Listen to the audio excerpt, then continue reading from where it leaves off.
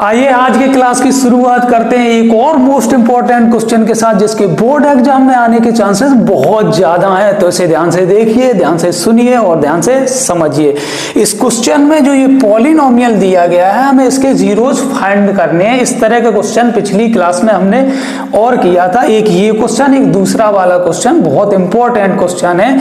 इनको अच्छे से समझकर कंप्लीट कर लीजिए और प्रिपेयर हो जाइए एग्जाम्स के लिए। तो इसका नेक्स्ट स्टेप जो होगा वो हो जाएगा 4√3x² plus 8x minus 3x minus 2√3 is equal to 0। ये हमने कैसे किया? इस 5x को हमने स्प्लिट किया है 8x माइनस 3x में। ये ऐसा ही क्यों किया? 8x 3x ही क्यों किया? और भी कुछ डिजिट कर सकते, तो उसका एक रीजन है, यहां पर हम आपको बताते हैं।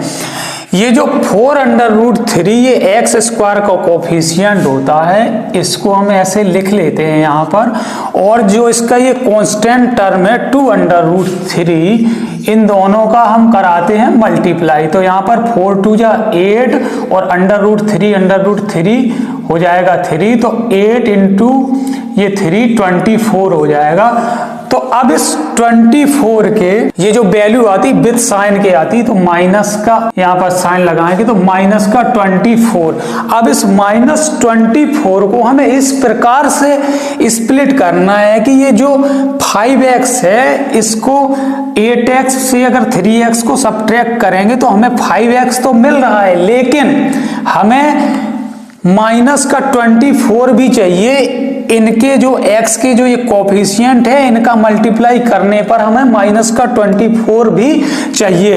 तो यहाँ पर 8x हमने प्लस का इसलिए लिया है, प्लस का 8 और माइनस के 3 से अगर आप मल्टीप्लाई कराओगे तो 8 3 जा 24 माइनस का आएगा। ये बहुत बड़ा रीजन है इसका। और इस क्वेश्चन में केवल इतनी ही ट्रिक है, बाकी क्वेश्चन बिल्कुल आसान है। बस केवल इस छोटी सी टेक्निक को समझ लीजिए। हमने जो टेक्निक यहाँ पर लगाई है और कैसे स्प्लिट करते हैं, इसको अच्छे से सीख लीजिए। क्वेश्चन को रटिए मत, मैं बार बार कहता हूं, क्वेश्चन के कॉन्सेप्ट को समझिए और क्वेश्चन को खुद से करना सीखिए।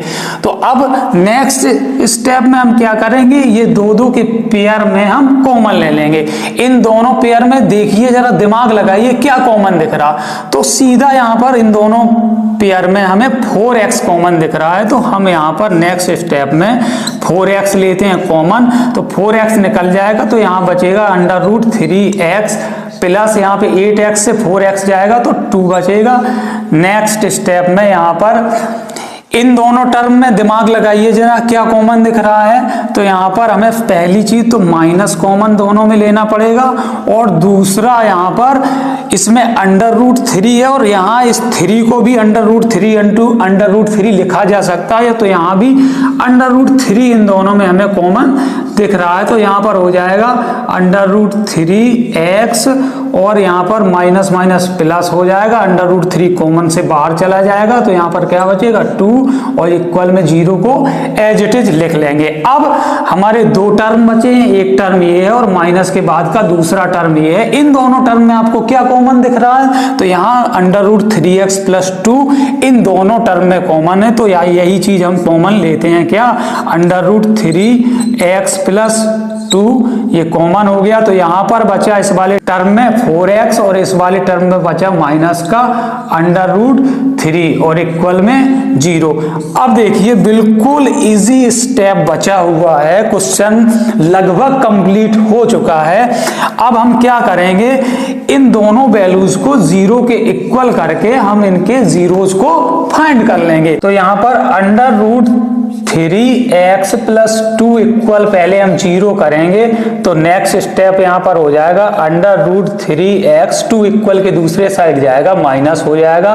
तो नेक्स्ट स्टेप में x इक्वल हो जाएगा -2 और ये √3 इस साइड मल्टीप्लाई में, यहाँ डिवाइड में हो जाएगा। तो जो पहला जीरोज है वो आ गया है -2 अपॉन √3। अब हम निकालते हैं इसका दूसरा जीरो, जो कि ये हमें दिया गया है बाकी का स्टेप, तो यहाँ से हम दूसरा जीरोज निकालेंगे। 4x माइनस अंडर रूट 3 को भी हम जीरो के इक्वल कर देंगे, तो 4x इक्वल हो जाएगा अंडर रूट 3 इक्वल के दूसरे साइड जाएगा, प्लस का हो जाएगा, तो x इज इक्वल टू हो जाएगा अंडर रूट 3 और ये 4 मल्टीप्लाई में है, इक्वल के दूसरे साइड जाके डिवाइड में हो जाएगा। तो दूसरा जो जीरोज है वो हमें मिला अंडर रूट 3/4। इस क्वेश्चन में हमें इस पॉलिनोमियल के जीरोज ही फाइंड करने थे, तो हमने जीरोज फाइंड कर लिए हैं। तो मोस्ट इंपॉर्टेंट क्वेश्चन की सीरीज में जो ये आज का क्वेश्चन था ये होता है कंप्लीट। तो इस आसान क्वेश्चन में हमें इस पॉलिनोमियल के जीरोज फाइंड करने थे, जो कि हमने कर लिए हैं। इसी के साथ ये क्वेश्चन होता है यहाँ पर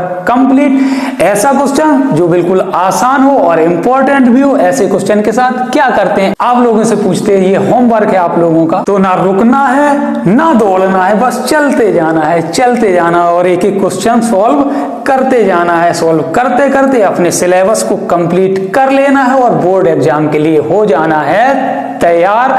कमर को कस लेना है अच्छी तरह से। Wish you all the best.